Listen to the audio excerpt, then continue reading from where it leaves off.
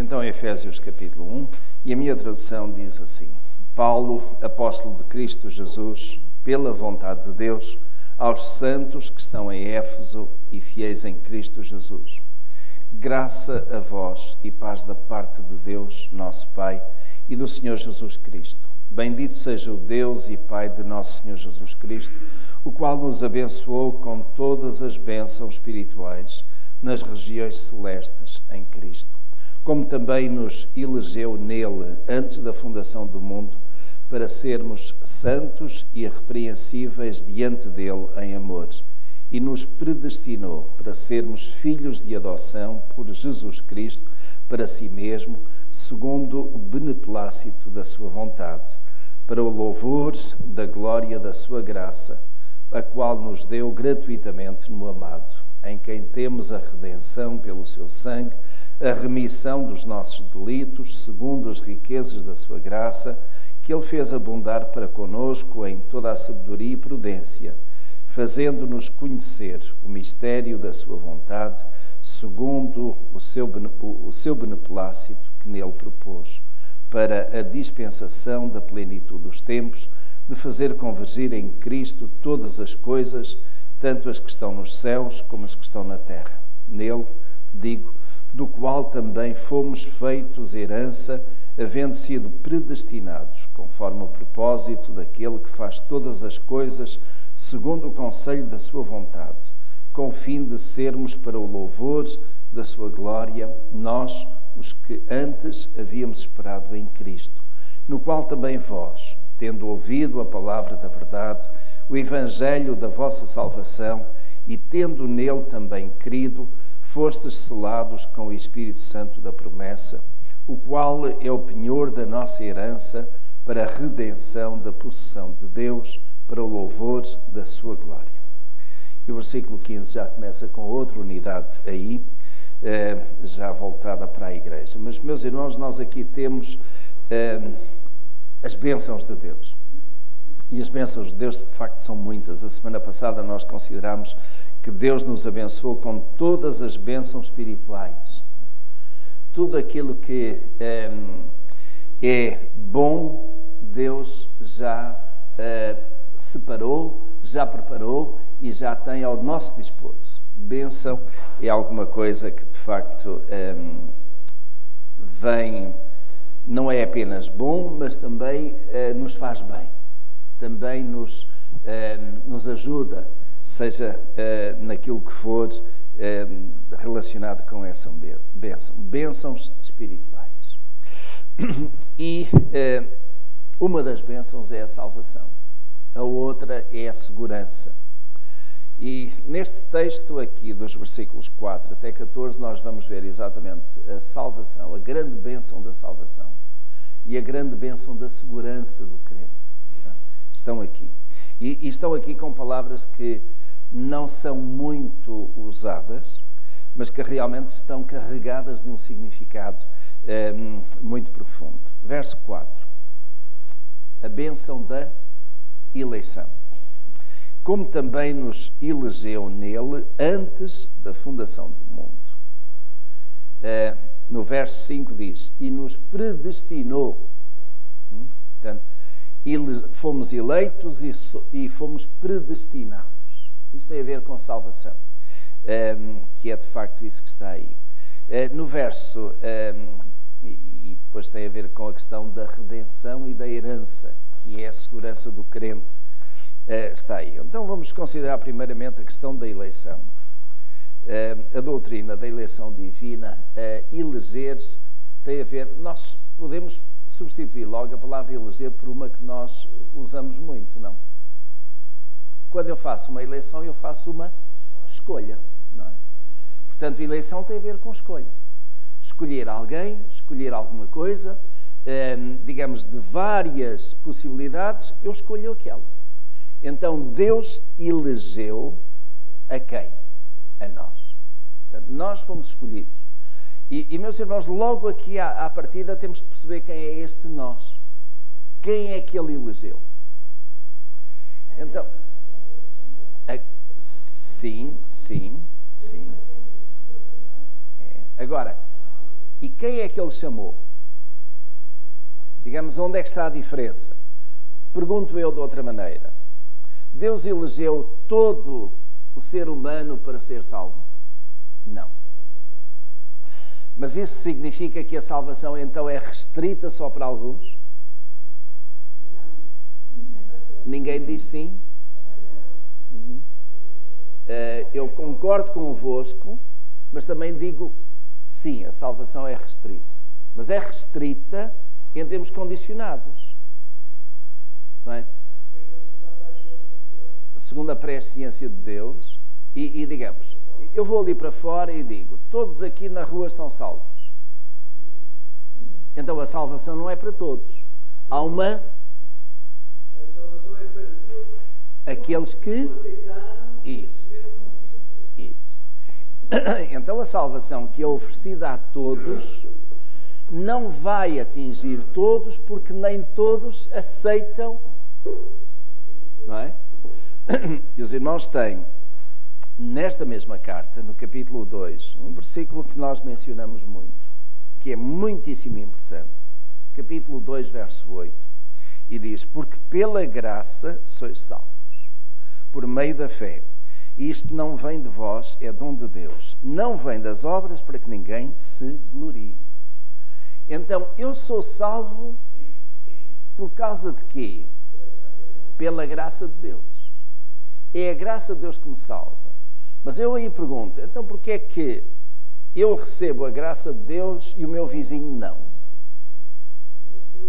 Mediante a fé. Então a fé é uma resposta a esta oferta de Deus, a esta graça. Porque quando Cristo morreu na cruz do Calvário, Ele morreu para todos.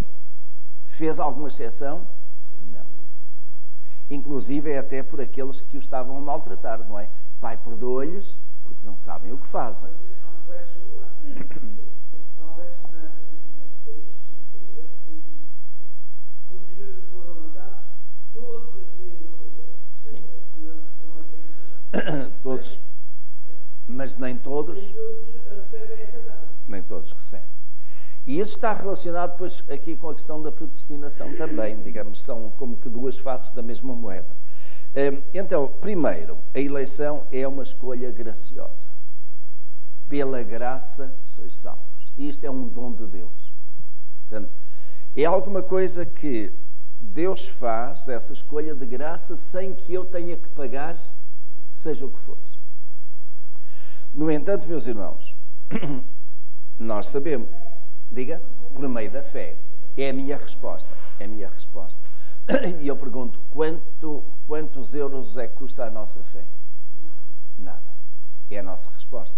É o que está no nosso coração. E é isso que Deus pede de nós, tão somente. Não é? Um segundo aspecto é que a eleição é uma escolha soberana. Quem é que faz essa escolha? Quem é que elege? É Deus. Ou seja, será que eu posso ir a Deus e dizer, ó Deus, tu hoje tens que salvar o meu vizinho? Não podes fechar a porta do céu ao meu irmão, à minha irmã, à minha filha, ou seja quem for. Nós não podemos dizer isso a Deus. Porque, desde logo, a salvação de Deus é para quem? É para todos. Melhor, a salvação de Deus é oferecida a todos. Mas eu não posso dizer, Senhor, eu quero que tu salves a minha irmã, ou o meu filho, ou o meu pai, ou o meu vizinho. Se ele não aceitar, se ele pela fé não receber, não vai adiantar-te nada. Portanto, reparem a questão da eleição aqui, Deus elegeu-nos para alguma coisa, que já vamos ver também. Mas esta eleição é gratuita, bom dia, é soberana, porque é a vontade de Deus expressa e que nós não podemos forçar. Porque logo à partida, Deus oferece esta salvação a todos. Quem está agora estamos em Efésios capítulo 1. Irmão Júlio. Pastor, fico aqui com uma dúvida na questão de todos. Eu considero que Deus chamou a todos. Só que não houve uma escolha. Houve uma oferta genuína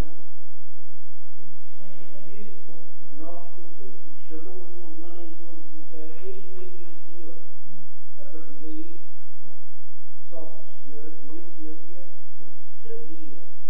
sabia tanto, nós chamamos logo assim, quem ia levantar a mão, eis-me aqui, Senhor. Esse é outro aspecto aí, que já vamos ver, na questão da predestinação, não é? Mas está relacionado aqui. Então, a oferta de Deus é para todos, mas nem todos aceitam. Muito bem-vinda, minha irmã. Dou-lhe as boas-vindas, especialmente a si. Hoje vem muito cansada, porque esteve com uma pneumonia aí durante um tempo e hoje já pode estar aqui. Que o Senhor abençoe. Então, a questão das oportunidades. Os irmãos vejam, lembram-se de todos os povos, todas as nações, Deus escolheu um. Nos tempos do Antigo Testamento, Deus escolheu Israel. E escolheu Israel através de Abrão. Aquela foi uma escolha soberana. Alguém pode perguntar, porquê é que Deus não escolheu alguém dentre os cananitas? Porquê é que Deus não escolheu alguém dentre os egípcios? Porquê é que Deus não escolheu alguém entre os franceses ou os gauleses? Naquela altura, o francês é mais recente. Porquê é que Deus não escolheu outros? Escolheu aquele. Soberana vontade de Deus. A eleição de Deus é uma escolha que Deus faz. Deus escolhe e, portanto, nós não reclamamos de Deus as escolhas que Ele faz. Deus escolheu. Deus escolheu aquele povo, mas reparem, o facto de Deus ter escolhido aquele povo não significa que todos os israelitas foram salvos. Concordam comigo? Por exemplo, quando o povo saiu do Egito, quantos é que se salvaram? 2 dos que tinham saído de lá, não é? Porque os outros todos foram ficando. E foram ficando porquê? Porque foram rebeldes, não é? Foram rebeldes, desafiaram Deus, reclamaram de Deus, não é? Preferiam não ter voltado para as cebolas podres, não é? E Deus rejeitou-os. Então reparem, a questão, Deus escolheu aquele povo, mas alguns de entre o seu povo rejeitaram-no a Ele. E isto pode, de certo modo, passa esta ideia também. Deus hoje oferece a salvação a todos, mas nem todos o aceitam, rejeitam-no. E aqueles que o rejeitam não vão ser objetos das bênçãos celestiais.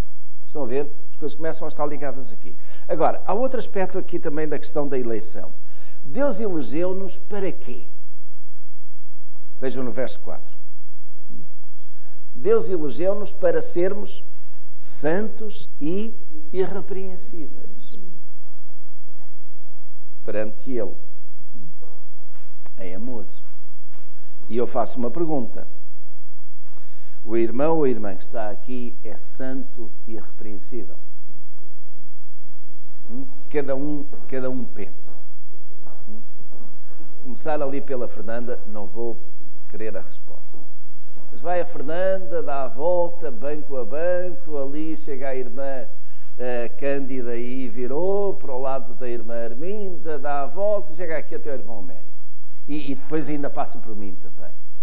Não fique de fora. Eu sou santo e irrepreensível. Nem por isso. Nem por isso. Não, mas ele já respondeu por mim. Eu não sou santo e irrepreensível, nem por isso. O que não significa que esse não tenha que ser e seja o meu grande objetivo, o meu grande propósito. Mas, agora, nós temos de definir o que é ser santo e irrepreensível. Irrepreensível quer dizer que não há nenhuma repreensão, não há nada a apontar de negativo, de errado. Ora, infelizmente, nós somos pecadores, eu também sou. Mas depois, quando diz santo, então nós ficamos a pensar assim. Santo em que sentido? Santo em que extensão? Até em que extensão? Santo, na Escritura, no Novo Testamento, deve ser entendido como separado, sim. Separado para alguém ou para alguma coisa, não é? Então, nesse sentido, eu sou santo. E os irmãos também são. Amém? Porque Deus separou-nos de onde? Do mundo, do pecado, para Ele. Mas ser santo em sentido absoluto como Ele é santo, os irmãos são? Não, eu também não. Não há nenhum. Mas esse é o meu objetivo. Ou seja, reparem, meus irmãos, Ele elegeu-nos para sermos santos e irrepreensíveis. Ou seja, como Deus não falha, quer dizer que, e vejam se os irmãos concordam comigo, quer dizer que um dia eu vou ser santo e irrepreensível. Concordam? Então, eu estou a caminhar para lá. E Paulo até diz, digamos, prossigo para o alvo. Não que tenha alcançado, mas prossigo para o alvo. O meu alvo, meus irmãos, relacionado com a eleição de Deus, é ser santo e irrepreensível. De tal modo que não haja nenhuma mácula, não haja nenhum pecado, não haja nada em mim. Mas este é o meu alvo, eu estou a caminhar para lá. Alguém aqui, foi a irmã Fátima que pediu, não foi? A palavra? Não? Não, a irmã Manuela e depois a irmã Cândida. Ainda por causa da eleição. E eu penso sempre, os israelitas foram os escolhidos. Mas eu penso sempre, quando Deus formou o homem, também ficaram para aquela Foi sim, onde ele colocou, foi no rio, o Jardim do Éden estava ali, sim, é. É, mas uma coisa não tem muito a ver com outra aí nesse aspecto. Irmã Cândida?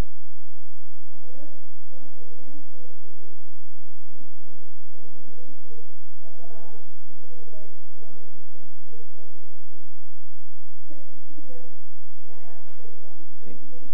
Não. Mas enquanto nós estamos aqui, nós temos a palavra de Deus que nos alerta. Exatamente.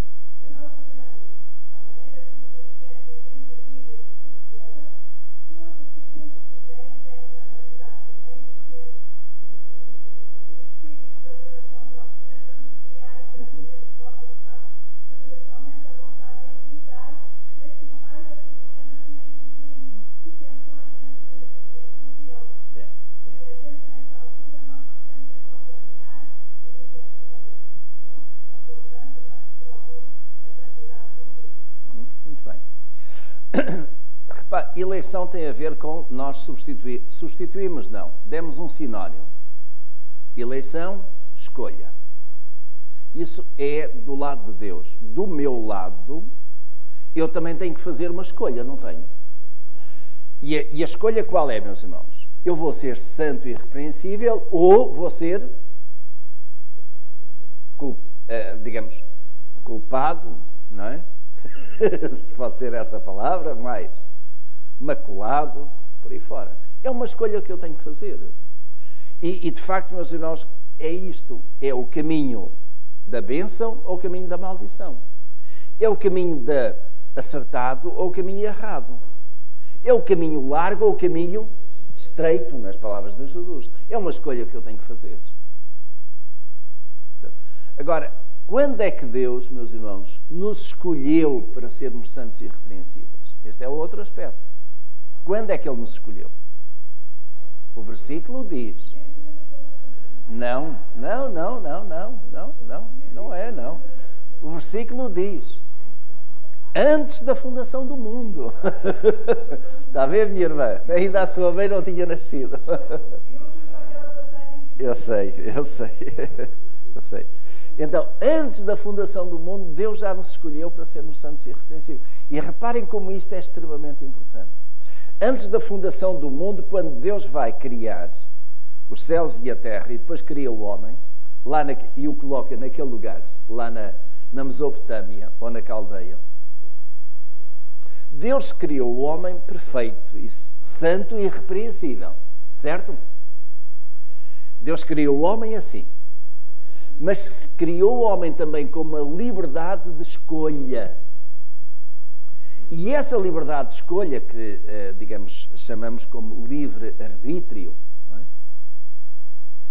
E isso é muito importante até por causa de uma coisa que vai aparecer, uma palavra que vai aparecer mais aí adiante, significou que o homem podia escolher entre obediência ou desobediência. E a escolha foi essa.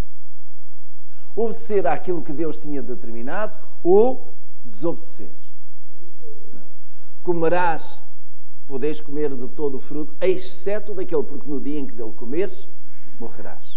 Escolher entre a vida e a morte, podemos dizer. E o homem, infelizmente, escolheu. e escolheu mal. E por causa disso o homem deixou de ser santo, deixou de ser irrepreensível e sofreu as consequências disso. Mas reparem, Deus, antes da fundação do mundo, que já sabia que o homem ia pecar, ia desobedecer, Deus já nos tinha escolhido para sermos santos e irrepreensíveis. E santos e irrepreensíveis diante dele em amor. Como é que nós conseguimos hoje, que não éramos santos nem irrepreensíveis, virmos a ser santos e irrepreensíveis? Como? Pela graça de Deus, pela ação do Espírito Santo, que vai trabalhando em nós e nos vai consciencializando a cada momento do que está certo, do que está errado e que nos leva a fazer a escolha acertada. Não é isso? Reparem, tudo isto tem a ver aqui com este simples, mas profundo versículo sobre a questão da eleição. Mas isto é apenas uma face da moeda, em termos de salvação.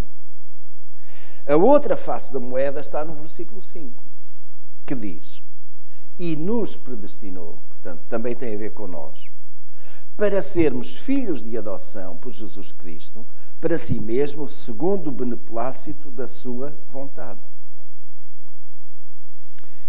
Então, reparem, predestinação. O que é predestinação? É fácil se nós separarmos as palavras. Pré-destinar. Predestinação. Ou predestinação. É mais correto. Destinar tem a ver com destino. Predestinar-se tem a ver com determinar esse destino antes. Não é? E aqui os irmãos poderão pensar: afinal, pastor, a Bíblia até diz que nós estamos entregues mesmo ao fado. É o destino. Será? Com muita frequência os irmãos ouvem, com certeza, quando acontece alguma coisa a alguém, diz: é o destino. É o destino. É o destino. Não havia como fugir. E já vamos considerar essa faceta aí. Mas em termos de salvação, que destino é este que foi determinado antes? Nós que fomos eleitos, fomos destinados antes para sermos o quê? Filhos de adoção.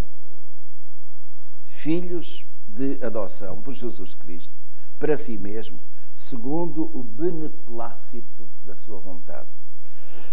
É interessante, deixem-me começar aqui pelo fim do versículo. A palavra vontade aparece neste conjunto de versículos aqui 3 vezes. Aparece aparece no versículo 9, diz: fazendo-nos conhecer o mistério da sua vontade, segundo o beneplácito que nele propôs. E depois o verso 11, nele, no qual também fomos feitos herança, havendo sido predestinados, conforme o propósito daquele que faz todas as coisas, segundo o conselho da sua vontade. Neste contexto aqui, vontade é a vontade de Deus, e a vontade de Deus é determinante. Ou seja, nós fomos eleitos, nós somos predestinados, nós vamos ter herança, nós fomos redimidos por vontade de Deus. A vontade de Deus é soberana. E foi da vontade de Deus, por exemplo, que Cristo Jesus fosse à cruz daquela maneira. Podia ter-nos salvo de outra forma. Então, a vontade de Deus está aqui subjacente em todos estes atos. Um segundo aspecto que eu gostaria de considerar convosco, verso 5, é beneplácito. Os irmãos têm essa palavra ou têm outra? Beneplácito. Sabem o que isso significa? Sabem o que isso significa? Não, a vontade está lá. Beneplácito da sua vontade. Bondade. Não é bem. Vamos separar as duas palavras. Ela tem uma certa origem latina aí. Mas bene é bem. Plácito tem a ver com prazer. Então, Deus teve prazer em fazer as coisas assim. Beneplácitos. Bem, prazer. deu prazer a Deus não nos deixar lá no nosso pecado, mas restaurar-nos. É do prazer de Deus, da vontade de Deus, que lhe dá prazer haver esta restauração, de tal modo que nós, que não éramos filhos, somos agora filhos por adoção. E os irmãos, neste contexto aqui de filiação, vejam, quando os pais, tenham eles vários filhos ou não, acabam por decidir adotar uma criança, elas fazem-no com certeza com prazer, não é? Deve ser alguma coisa que lhes deve dar muito prazer. Porque senão não o fariam. Porque sabem perfeitamente os encargos que isso traz da adoção. E sabem perfeitamente também que, se tiverem outros filhos, vão ter que conjugar muito bem os relacionamentos, de tal modo que aquela criança, ao crescer, não sinta que acaba por ser, estar a mais, de ser assim um apêndice, de ser alguém que não é amado da mesma maneira que um filho, digamos, legítimo. E eu pergunto, quantos filhos é que Deus teve? Um. Filho unigênito. Mas quantos filhos é que Deus tem hoje? Milhões, não é? Nós somos filhos por adoção. E aquilo que o apóstolo Paulo está a dizer aqui é que isso dá um prazer muito grande a Deus. Os irmãos estão a ver o sentido do versículo? Um prazer muito grande a Deus ter-nos adotado como seus filhos. E Ele fez isto já quando?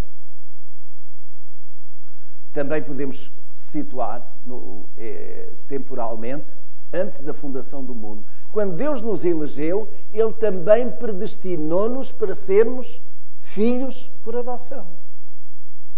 Porque uma coisa está ligada com a outra. Por isso é que eu há pouco vos falei das duas faces de uma moeda. Então, de um lado aqui, nós temos a eleição. Do outro lado, temos a predestinação. E isto é a nossa salvação.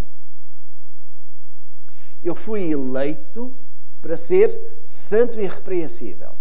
É o que está aqui escrito. Deste lado, eu fui predestinado para ser filho de adoção. Então reparem, como filho adotado, eu sou ou tenho que ser o quê? Como o meu pai. E o meu pai é o quê? Santo, não é? Sede santos como ele é santo.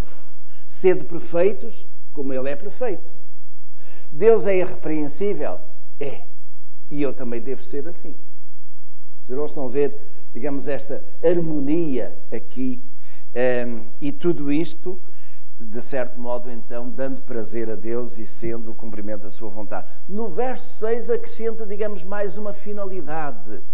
Eu sou filho por adoção, mas também, o que é que eu devo fazer enquanto estou aqui, pelo menos? Louvar ao Senhor. Louvor da glória da sua graça. Então, enquanto eu estou aqui, eu vou louvar a Deus. Por quê? Senhor, eu te louvo pela tua graça. Graça maravilhosa, não é? Graça de tal modo maravilhosa que acabou por salvar um pecador como eu. Há um hino, não é? Que é maravilhosa graça. Coisa tremenda. E de facto, meus irmãos, isso acaba por ser alguma coisa que nós devemos louvar ao Senhor permanentemente. Os irmãos, não têm nada de mais precioso do que a salvação. O facto de que Deus olha para nós, nos escolheu e nos garante, isso é a parte da segurança que vem a seguir, nos garante a salvação, que Ele nos aceita como filhos. E João, no seu Evangelho, capítulo 1, verso 12, deixa isto muito claro. É um versículo que eu menciono muitas vezes e que recomendo que os irmãos guardem na vossa memória, no vosso coração, porque em momentos de dúvida, quando os irmãos pecam, quando escolhem o caminho errado, que fazem alguma coisa que não está adequado, o diabo é capaz de colocar na nossa mente a dúvida: olha, agora perdeste a salvação, agora Deus afastou-se de ti porque tu pecaste, Deus é santo, não quer nada contigo. Eu lembro sempre aquele versículo: mas a todos quantos o receberem, dê-lhes o poder de serem feitos filhos de Deus aos que creem no seu nome. João 1,12. Quando eu recebo Jesus Cristo, isso tem a ver com a questão da redenção que vem a seguir. Quando eu recebo Jesus Cristo, Deus deu-me o poder de ser feito filho dele. E a ideia de poder aqui é, de certo modo, aquela força para quebrar uma barreira que se opunha e que impedia que eu fosse filho de Deus. Os irmãos estão a ver a ideia? Ou seja, eu tinha, no fim de contas, enquanto descrente, enquanto não filho de Deus, uma barreira tremenda entre mim e Deus. E essa barreira não se movia, não se derrubava pela minha força, pelos meus méritos. Eu podia socar aquela barreira, eu podia pegar no martelo de pneumático, não sei o que mais, com toda a força humana eu não conseguia. Mas através do sacrifício de Jesus, eu consigo furar essa barreira. E consigo chegar à graça de Deus. E porque pela fé eu chego à graça de Deus, eu recebo este estatuto. E é uma declaração que é feita. Declarados filhos de Deus, aos que creem no seu nome. Isso tem a ver, por isso mesmo, eu louvo ao Senhor. Louvo pela sua graça. E veja no final do verso 6, a qual nos deu gratuitamente no amado. Nós não tivemos que pagar nada. Mas reparem, nós não tivemos que pagar nada, mas alguém pagou, ou não foi? E que preço é que foi pago? Foi a morte de Jesus na cruz. Foi de facto o preço da sua vida, da sua entrega. Muito, muito. Não é? Vamos ver aqui em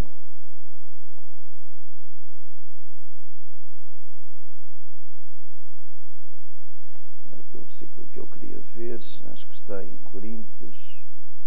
1 Coríntios 6, 20. Creio que é esse.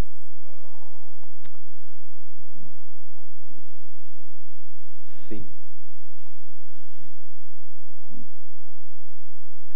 1 Coríntios 6, 20 diz. E até podemos ler o 19.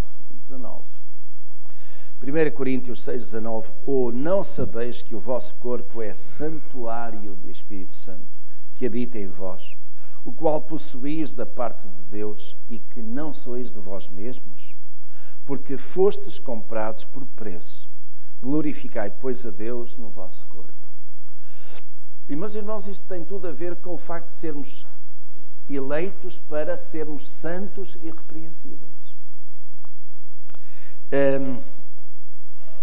E o facto de que, gratuitamente, Ele nos conseguiu este estatuto de sermos filhos de adoção, gratuitamente no amado, gratuitamente para nós. Para Deus custou aquele preço, não é? Muito bem, meus irmãos, entrando no verso 7, nós temos aqui um outro aspecto importante. E o primeiro, que tem a ver com este binómio eleição-predestinação, é a nossa salvação. Deus salva-nos, elegendo-nos e predestinando-nos. Mas depois de estar salvo, meus irmãos, eu posso perder-me. Depois de estar salvo, eu posso abandonar. Depois de estar salvo, digamos, alguma coisa pode acontecer que venha a inviabilizar isso.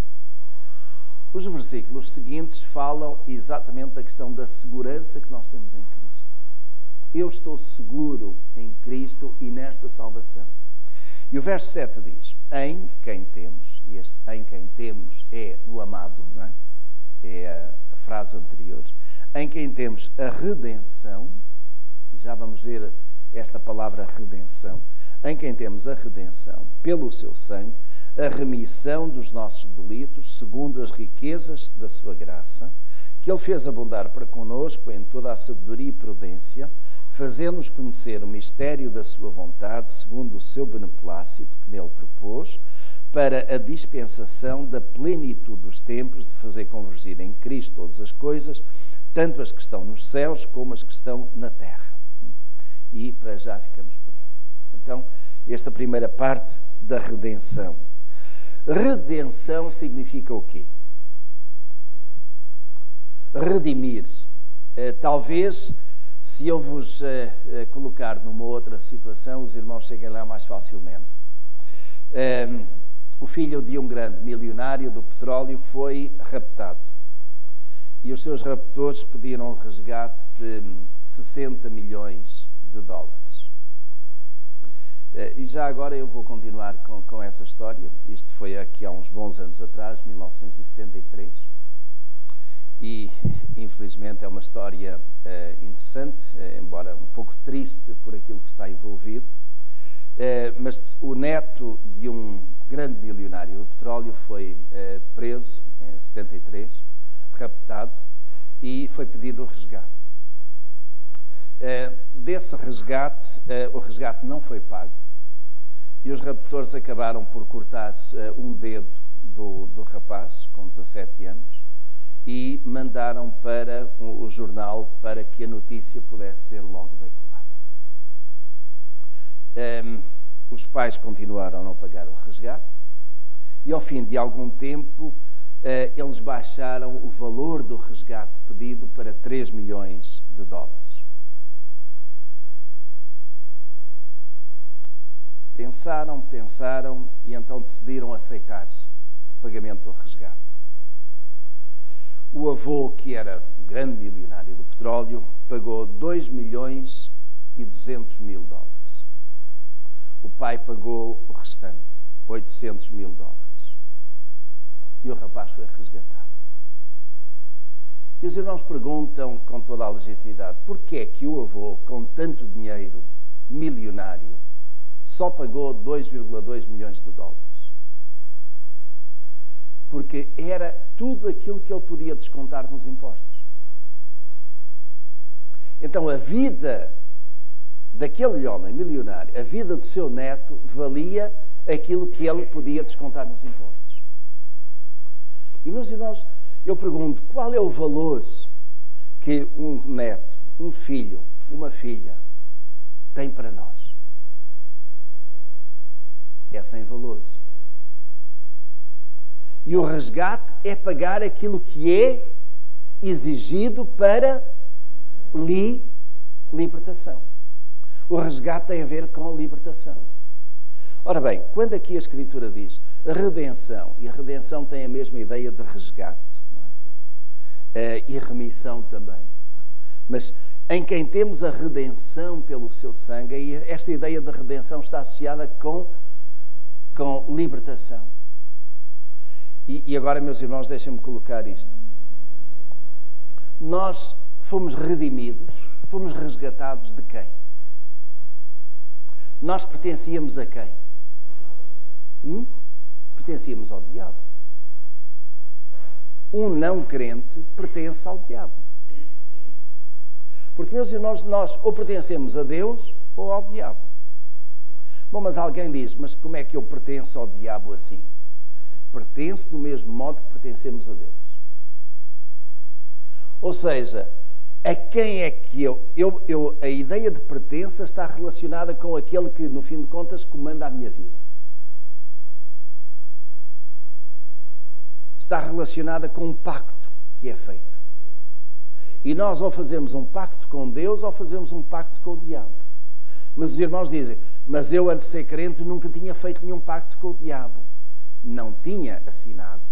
Mas, na verdade, o irmão ou a irmã antes de ser crente, eu antes de ser crente, eu fazia a vontade do diabo. Ou seja, deixava-me seguir por aquilo que o diabo me oferecia. Eu não obedecia a Deus inteiramente. Às vezes andava ali com um pé à frente e um pé atrás. Mas não tinha feito a entrega exclusiva a Deus. E eu não pertencia a Deus inteiramente. Não adianta, meus irmãos, alguém dizer: eu creio em Deus. Tiago, o apóstolo Tiago, na sua epístola, responde a isso muito bem. Crês em Deus? Também os demónios, também o diabo crê. E teme. E o que é que isso adianta? Não é dele. Portanto, a questão aqui é: a quem é que a pessoa pertence? Nós, antes de sermos crentes, pertencíamos ao diabo. Mas fomos libertos, fomos resgatados. A ideia da palavra que nós lemos há pouco, em 1 Coríntios 6:20, é: fomos comprados por preço. Digamos, nesta analogia, há a ideia de que quando Cristo Jesus, na cruz do Calvário, morreu, foi para nos resgatar. E Ele resgatou-nos, comprando-nos, entre aspas, ao diabo. Nós pertencíamos ao diabo e fomos comprados, fomos libertos dessa amarra, de tal modo que agora já não pertencemos mais. Mas isto não significa que aqui e além nós não possamos tropeçar e cair e voltar a fazer aquilo que o diabo quer. Mas já não lhe pertencemos. Os irmãos estão a ver? Quem é que é o meu Pai? Quem é que é o meu Senhor? É Deus, é Jesus, certo? Jesus deixou isto claro, dizendo deste modo: não podeis servir a dois senhores, ou um ou o outro. E ele até mencionou a questão de Mamon, que era o Deus das riquezas. Portanto, não podemos servir a dois senhores. A ideia de resgate aqui tem a ver com libertação. Eu fui liberto, digamos, desta amarra do diabo. Eu já não pertenço ao diabo. Eu agora sou filho por adoção de Deus, porque aceitei isso. Mas também, digamos, no meu dia-a-dia, eu já não faço a vontade do diabo. Eu procuro fazer a vontade de Deus. E isto está, digamos, embrulhado aqui nesta ideia de redenção e de remissão. Em quem temos a redenção pelo seu sangue. Foi necessário o sangue de Jesus. Tal como nos tempos do Antigo Testamento foi necessário o sangue dos animais, porque pela vontade de Deus assim foi determinado. Vocês não estão a ver? É a soberania de Deus. Mas através de Jesus, e uma vez por todas, eu sou redimido, eu sou resgatado, eu sou liberto do meu pecado e dessas amarras através do sangue de Jesus. Não é? Que horas são? Ixi, eu entusiasmo isto bem. A remissão dos nossos delitos segundo as riquezas da sua graça, que Ele fez abundar para connosco. Vamos deixar o resto, meus irmãos, para a semana. E para a semana vamos falar de herança. Lá de herança. Qual é a nossa herança? Pelo facto... E herança, meus irmãos, tem a ver com o quê? Quem é que recebe a herança? O herdeiro. Sim. E quem é o herdeiro? Quem é o vosso herdeiro? São os filhos, não é? É o filho, se for um só. O herdeiro. Então, porque nós somos filhos de adoção, por adoção, nós temos direito a uma herança. Qual? Coisa maravilhosa. Meus irmãos, para a semana, então, se Deus quiser, aqui estaremos para finalmente, então, completar este versículo. Eu disse-vos que estes primeiros versículos, digamos, são muito profundos. E eu também não gosto de ir pela rama, não é? Então, temos isso. Muito bem, vamos fazer um...